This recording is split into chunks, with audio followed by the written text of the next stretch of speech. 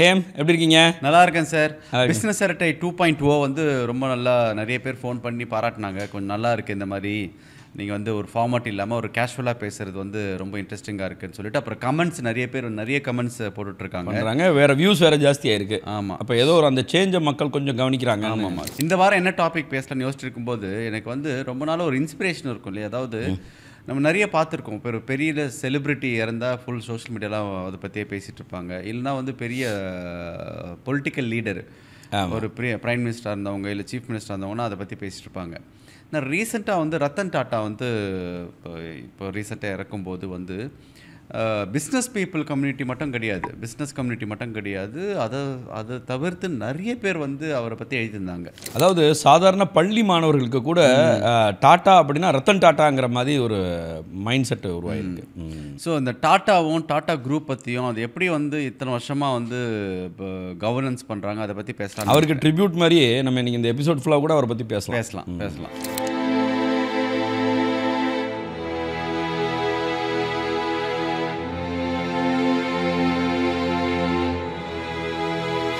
ரத்தன் டாட்டானா இந்த டாட்டாங்கிற வார்த்தைக்கு என்னென்ன மீனிங் அப்படின்றப்ப டாட்டாங்கிறது ஒரு இவங்க சைரஸ் அந்த இதில் பார்த்தீங்கன்னா வந்து பல ஃபார்சி இனம் அப்படிங்கிறது ஈரான்லேருந்து வந்தவங்க. ஈரான்லேருந்து ஃபார்சி இனம் வந்து இங்கே மைக்ரேட் ஆன ஒரு இனம். அந்த இனத்தோட பெயர்களில் ஒரு விஷயம். இந்த டாட்டா அப்படின்னா ஜென்ரலாக டாட்டாக்கு பல்வேறு ரீசன் சொல்கிறாங்க. நம்ம டாட்டான்னு சொன்னால் மீண்டும் சந்திக்கலாம், அதாவது இன்னொரு தடவை திரும்பி வருவேன் அப்படின்னு அர்த்தம் தான் அந்த வார்த்தைக்கு அர்த்தம் நம்ம பொதுவாக மொழியில். ஆனால் அது ஒரு குடும்பத்தோட பெயர். ஜம்ஷெட்ஜி டாட்டா தான் வந்து ஃபஸ்ட்டு அந்த பிஸ்னஸ் எம்பையராக ஸ்டார்ட் பண்ணுறாரு.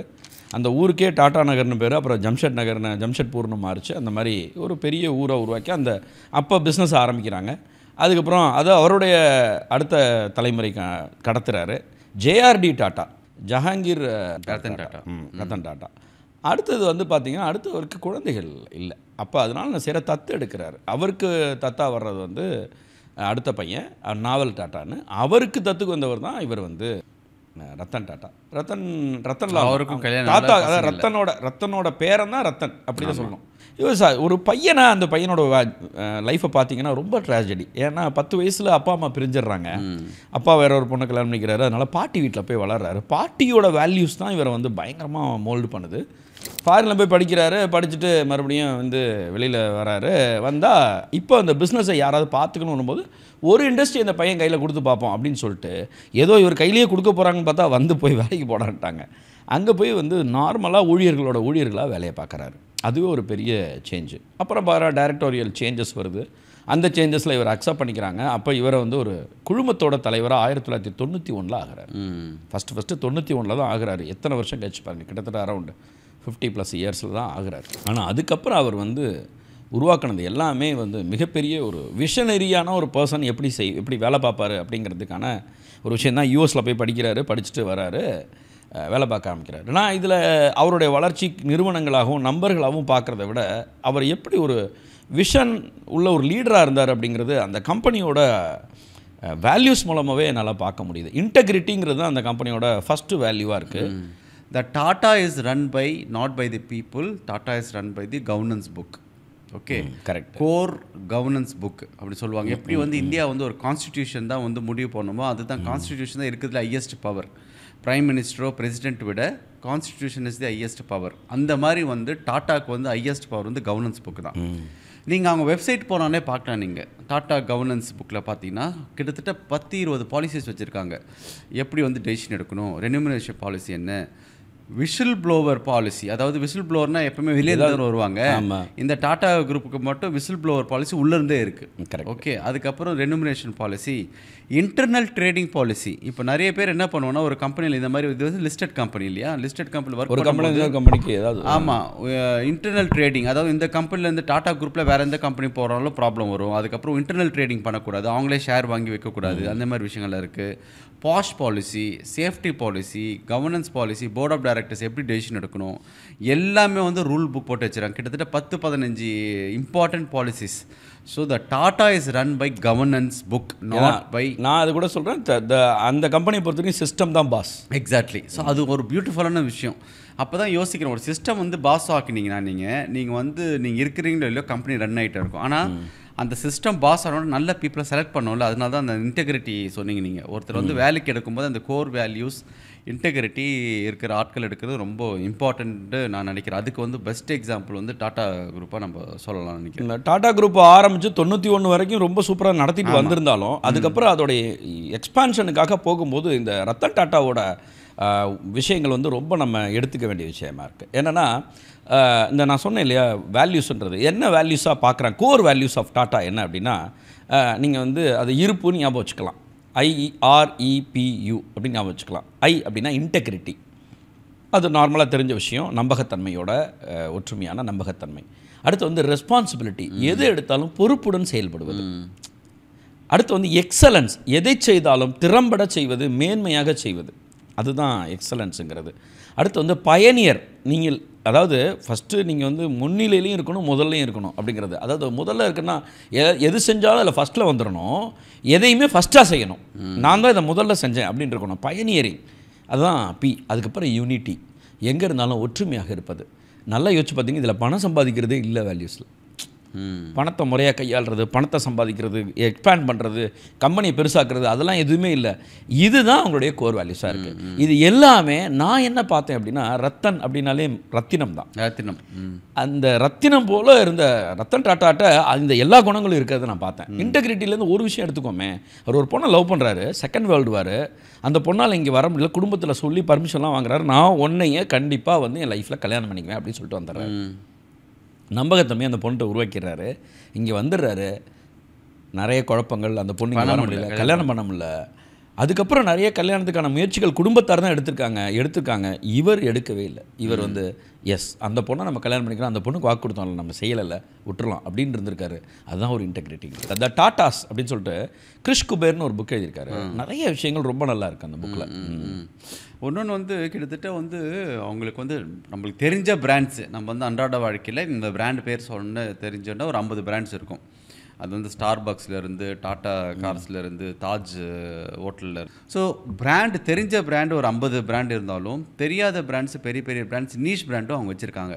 கரெக்ட். இப்போ பார்த்தீங்கன்னா நம்ம வந்து கேரட் லைன் பற்றி பேசியிருந்தோம். இந்த தனிஷ் குரூப்பு பிக் பாஸ்கெட்டை வாங்கினாங்க, நிறைய பாஸ்கெட்டை வாங்கினாங்க. பிக் பாஸ்கெட் இப்போ வந்து டாட்டா குரூப் ஆகிடுச்சு. இதில் என்ன பண்ணுவாங்கன்னா, இதில் வந்து அவங்க ஒரு பாலிசி வச்சுருக்காங்க. ஒரு கம்பெனி அக்வயர் பண்ணும்போது நீங்கள் வந்து அந்த கம்பெனி லாஸ் ஆனால் கூட சரி, if that company can create value, if that company can create impact in the ecosystem which will benefit the stakeholders, they will buy it. Yes. இப்போ நம்ம எல்லாருமே என்ன சொல்லுவோம், ரூல் புக்கு வாங்கினீங்கன்னா ஈபிட்டா பாருங்கள், பேட் பாருங்கள், எவ்வளோ கேஷ் ஃப்ளோ இருக்குன்னு பாருங்கள், அந்த பிஸ்னஸ் எவ்வளோ பணத்தை பற்றியே நம்ம பார்த்துவோம், பேலன்ஸ் ஷீட்டே பார்ப்பாங்க. இவங்க பேலன்ஸ் ஷீட் பார்க்காம இம்பேக்ட் ஷீட்டும் பார்ப்பாங்க. கரெக்ட். இம்பேக்ட் ஷீட்னா இப்போ ஃபார் எக்ஸாம்பிள் ஏர் இந்தியா வந்து உங்களுக்கு தெரியும், ஏர் இந்தியா வந்து லாஸ் மேக்கிங் தான். ஆனால் ஏர் இந்தியாவை அக்வயர் ஏன் பண்ணாங்க, அதில் வந்து they give values to the sentiment. அது ஒரு சினிமேட்டிக்காகவும் யோசிச்சு பார்த்தா, எங்கள் தாத்தாவோட முன்னோர்கள் விட்ட கம்பெனியை நான் மறுபடியும் வாங்குறேன்டான்ற வேல்யூ சிஸ்டம். இன்னொன்று ஏர் இந்தியாங்கிறது உண்மையிலேயே இந்தியர்களுக்கான ஒரு எமோஷன். கவர்மெண்ட்டோட நடத்திட்டு இருந்த ஒரு நிறுவனம், ஒரு பொதுத்துறை நிறுவனமாக இருந்தது. அது காணாமல் போயிடக்கூடாதுங்கிற அந்த ஒரு பல நாடுகளில் பொதுத்துறை நிறுவனங்கள் காணாமல் போயிடுச்சு. அது அந்த வேல்யூ சிஸ்டம் தான் சொல்கிற மாதிரி. ஸோ அவங்க என்ன பண்ணுறாங்கன்னா, ஒரு நீங்கள் வந்து ஒரு business we are not a business people, we are impact creator, we are entrepreneurs அப்படின்றது. அதாவது நார்மலாக வந்து பிஸ்னஸ் பீப்புளுக்கும் ஆண்டர்ப்ரனர்ஸ்க்கும் நிறைய டிஃப்ரென்ஸ் இருக்குது.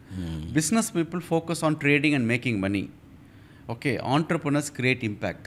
என்ன create impact, and they will build the business, they will build the brand. When they build the brand, it will create lot of job opportunity. இப்போ for example ஒரு 100 பேர் வச்சு ஒரு கம்பெனி ஒருத்தர் ரன் பண்ணிருப்பாங்க. அவங்க ப்ராஃபிட் பார்த்தீங்கன்னா நீங்கள் வந்து 10% இருக்காது, இல்லை 2% இருக்கும், 1% கூட இருக்கும். இப்போ HR கம்பெனிஸ்லாம் வந்து 2%, 3% மேலே பேட் வராது. சில பேர் வந்து 2 பேர் வச்சு வேலை பார்த்துட்டு இருப்பாங்க, பிஸ்னஸ் பண்ணிருப்பாங்க, அவங்க ட்ரேடிங் பண்ணிருப்பாங்க, பயங்கரமாக பணம் சம்பாதிப்பாங்க. ஆமாம். ஆனால் வந்து எது சாட்டிஸ்ஃபேக்ஷனாக இருக்குமோ, இப்போ எனக்கெல்லாம் வந்து ஃபஸ்ட்டு சொன்னதாக சாட்டிஸ்ஃபேக்ஷனாக இருக்கும். If you can create more employees, if you can create more impact, ஒரு டீம் வச்சுருந்தீங்கன்னா அதில் வந்து ஸ்ட்ரகிள் நிறைய இருக்குது, இருந்தாலும் தட் கேன் கிரியேட் ஹியூஜ் இம்பாக்ட்ன்றதுக்காக தான் இந்த டாட்டாவை பார்த்து நம்ம இது பண்ணிக்கலாம். அடுத்து எக்ஸலன்ஸ், எது எடுத்துட்டாலும் டாட்டா மேலே என்றைக்குமே மக்களுக்கு ஒரு நம்பிக்கை இருக்குது, ப்ராடக்ட் மேலே நம்பிக்கை இருக்குது, அந்த ப்ரொஃபஷனலிசம் நம்ம மேலே நம்பிக்கை இருக்குது. அதாவது நானோவை உருவாக்கும் போது ஒரு ஸ்டோரி உண்டு. நானோ வந்து ரெடி பண்ணி கொண்டு வந்து காட்டிகிட்டே இருப்பாங்களா, இல்லை இது நல்லா இல்லை நல்லா இல்லை, இல்லை இந்த காசுக்கு இவ்வளோ தான் பண்ண முடியும், அதெல்லாம் கிடையாது, இது ஏங்க கார் வாங்குறவன் இப்படி வாங்குவானான்னு சொல்லிட்டு அவர் சத்தம் போட்டு ரொம்ப குவாலிட்டியான காரை கொண்டு வந்திருக்காரு. நானோ பொறுத்த வரைக்கும் எனக்கு பர்சனல் எக்ஸ்பீரியன்ஸ் உண்டு. நான் வந்ததுக்காகவே நானோன்னு ஒரு கார் இருக்கா சூப்பராக, இந்த கார் இவ்வளோவா அப்படின்னு சொல்லிட்டு வாங்கினேன். ஆக்சுவலாக 2.5 லட்ச ரூபா ஆச்சு. பட் உண்மையிலே ரொம்ப நல்லா ஓடிட்டுருக்கு இப்போ வரைக்கும்.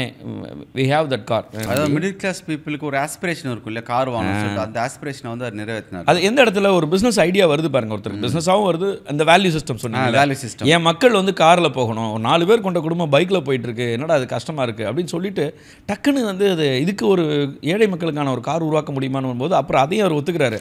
நான் தப்பாக பிச் பண்ணிட்டேன், அஃபோர்டபுள் கார்னு சொல்லியிருக்கணும், சீப்பான கார்னு சொல்லி, சீப்பான கார்டா அது ஒரு தப்பு பண்ணிட்டு அது வந்து அது ஒரு பிஸ்னஸ்மேனுக்கு தேவையான ஒரு அது ஒரு ஓப்பனாக ஸ்டேட்மெண்ட் கொடுத்தாரு இல்லையா. நான் வந்து சீப்னு சொல்லிட்டேன், அந்த சீப்ன்ற வேர்ட் பதில் அஃபோர்டபுள்ன்ற வேர்ட் யூஸ் பண்ணியிருக்கணும் சொல்லி. இன்றைக்கி பிஸ்னஸ்மேன் நிறைய பேர் வந்து எடுத்த முடிவுகளை நான் நல்ல கரெக்ட் தான் அப்படின்னு நினச்சிக்குவாங்க. ஆனால் தப்பாக நடந்துச்சுன்னா தப்புன்னு ஒத்துக்கிறது. எனக்கு அவரோட கோட்ஸ் ரொம்ப பிடிக்கும், டாட்டாவோட கோட் ரொம்ப பிடிக்கும். அதில் ஒன்று சொல்லியிருப்பார், இரும்பு வந்து தனக்குத்தானே அழிச்சுக்கிறது வந்து அதோட ஓன் ரஸ்ட்னால தான், இல்லைன்னா வேறு எதுனாலையும் இரும்பு அழியாது. இப்போ டாட்டாவில் இன்னொரு விஷயம் நம்ம பார்க்க வேண்டியதுன்னா, இப்போ வந்து ஒரு பிஸ்னஸ் பர்சன் சொன்னால் எல்லாருமே கமெண்ட் பண்ணுறது, இப்போ வந்து நிறைய பெரிய பெரிய பிஸ்னஸ் பீப்புளாக இருக்காங்க, பெரிய பெரிய பிராண்ட்ஸ் எல்லாம் இருக்குது இப்போ பேன் இந்தியாவில்.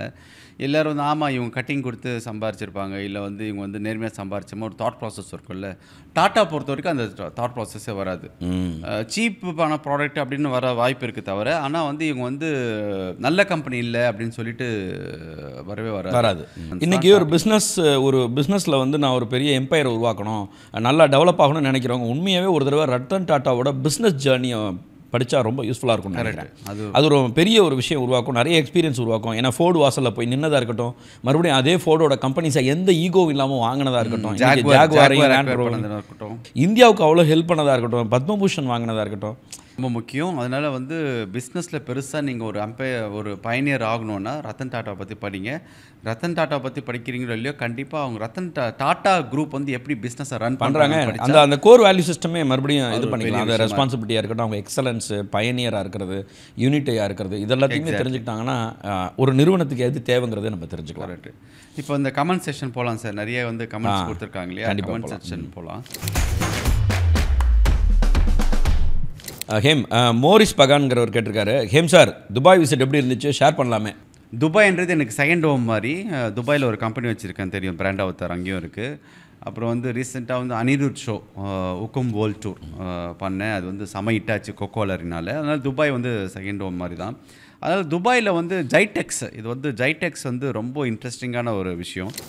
நிறைய லேர்னிங் மட்டும் கிடையாதுங்க, நிறைய பீப்புளை கனெக்ட் பண்ணேன்.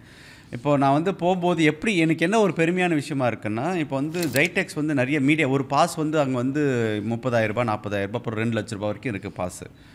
எனக்கு வந்து they have invited me as one of the influencer from Tamil Nadu. So Avatar live சேனலில் பார்த்துட்டு நீங்கள் வந்து ஒரு மீடியா பர்சனாக வாங்கன்னு சொல்லிட்டு முடிஞ்ச அளவுக்கு கவர் பண்ணுங்கன்னு சொல்லிட்டு நான் நிறைய இன்டர்வியூலாம் எடுத்திருக்கேன்.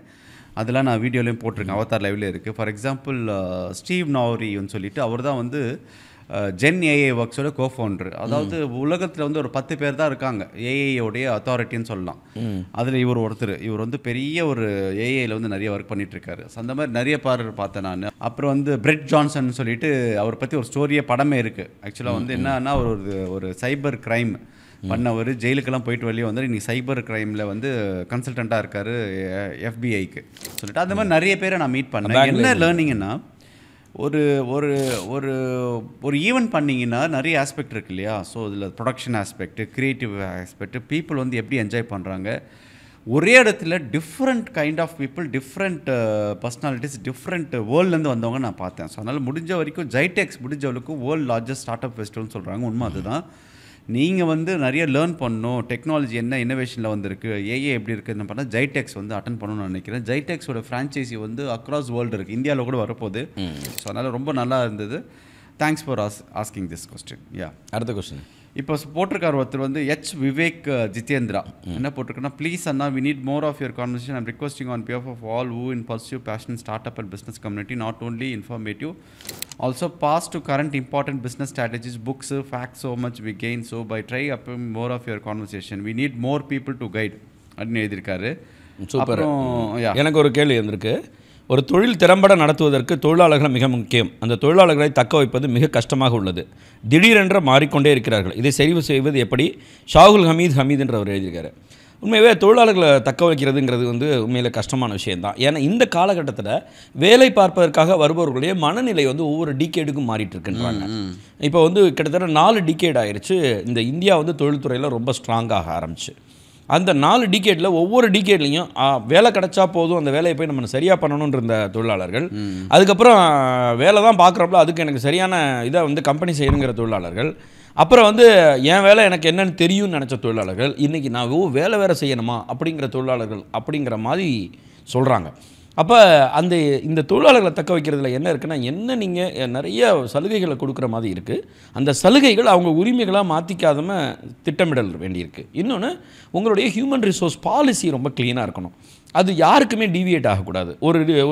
ஒருத்தர் லேட்டாக வந்தால் அவருக்கு நான் ஒரு இது கொடுப்பேன், ஒரு பனிஷ்மெண்ட் கொடுப்பேன், இல்லை அவருக்கு ஒரு ஃபைன் பண்ணுவேன்னா அது எல்லாருக்கும் நடக்கணும். கரெக்ட். யாராவது ஒருத்தருக்கு நடந்தான்னா அந்த இடத்துல மக்கள் இதாவாங்க. தொழிலாளர்களுக்கு முறையாக அவர்களுடைய வேலையை கற்றுக் கொடுக்கணும். ரோல்ஸ் அண்ட் ரெஸ்பான்சிபிலிட்டி கிளியராக சொல்லணும். எப்பயுமே எங்கே தெரியுமா தொழிலாளர்கள் வெளில போவாங்க, லேபராக இருக்கட்டும், எம்ப்ளாயாக இருக்கட்டும், அவன் வேலை என்னன்ற கிளாரிட்டியே கொடுக்காம தான் அவங்க வந்து ரொம்ப ஃப்ரஸ்ட்ரேட் ஆவாங்க. அவர்களும் வேலைக்கு தான் வராங்க, அவங்க குடும்பத்துக்காக சம்பாதிக்க தான் வராங்க. அந்த வேலையை மிகச்சிறப்பாக செஞ்சாங்கன்னா கரெக்டாக இருக்கும். அதே மாதிரி இவங்களும் தொழிலாளர்களும் கற்றுக்கிறதுக்கு மனநிலையோடு வந்தாங்கன்னா நல்லா ஜெயிக்கலாம். கரெக்டு. இன்னொரு இன்ட்ரெஸ்டிங்கான கொஸ்டின் ஒருத்தர் கேட்டிருக்காரு, ஆதித்யா ஆர்எஸ்ன்னு சொல்லிட்டு, sir, how come we don't get a show like Shark Tank in Tamil? There are enough entrepreneurs in south of India. Will Avatar Live be able to create something on those lines? Very good. So இந்த நேரத்தில் ஒரு நல்ல விஷயம் சொல்லணும்னு நினைக்கிறேன். Start up தமிழான்னு சொல்லிட்டு நாங்கள் ஒரு டிவி ஷோ பண்ண போகிறோம். அது ஒரு மிகப்பெரிய டிவியில் வரப்போகுது ஜான்வரியிலேருந்து. அதுக்கு வந்து நாங்கள் ஃபண்டும் ரைஸ் பண்ணிட்டோம். எல்லாமே ஒரு கிட்டத்தட்ட வந்து 1600 அப்ளிகேஷன் வந்தது. அதில் வந்து ஒரு 50 கம்பெனியை ஷார்ட் லிஸ்ட் பண்ணி அதுக்கு வந்து டிவியில் வர போகிறாங்க. இது வந்து தமிழ்நாட்டிலே வந்து ஒரு பெரிய ரெவல்யூஷன் கிரியேட் ஆகும். ஆதித்யா, உங்களுக்கான ஒரு நல்ல ஒரு நியூஸ் வந்து ஷார்க் டேங்க் மாதிரி இல்லை, ஷார்க் டேங்க் விட பிரம்மாண்டமாக வேறு ஒரு ஃபார்மேட்டில் டிஃப்ரெண்ட்டாக வந்து ஒரு புது கான்செப்டில் இந்த பிஸ்னஸ் ரியாலிட்டி ஷோ தமிழ்நாட்டில் முதல் முறையாக வரப்போகுது. ஸோ ப்ளீஸ் கீப் வாட்சிங். அதாவது கமெண்ட்ஸு வந்து நிறைய இன்ட்ரெஸ்டிங்கான கமெண்ட்ஸு, ரொம்ப பேஷனட்டாக எழுதியிருக்காங்க. ரொம்ப சந்தோஷமாக இருக்குது. இந்த மாதிரி கமெண்ட்ஸை கொடுத்துட்டே இருங்க, எங்களுக்கு ஒரு பெரிய மோட்டிவேஷனாக இருக்கும். ஆமாம், அவதார் லைவ் சேனலில் வந்து கண்டினியூஸாக பாருங்கள், லைக் பண்ணுங்கள், சப்ஸ்கிரைப் பண்ணுங்கள், முக்கியமாக உங்கள் ஃப்ரெண்ட்ஸோட ஷேர் பண்ணுங்கள். அது இந்த மாதிரி டாட்டாவை பற்றி பேசுனது இதெல்லாம் வந்து நமக்கு உண்மையாகவே மக்களுக்கு ரொம்ப யூஸ்ஃபுல்லாக இருக்கும்னு நினைக்கிறேன். மக்கள் எல்லோரும் பார்த்து பயனடைமாறு கேட்டுக்கொள்கிறோம். நன்றி.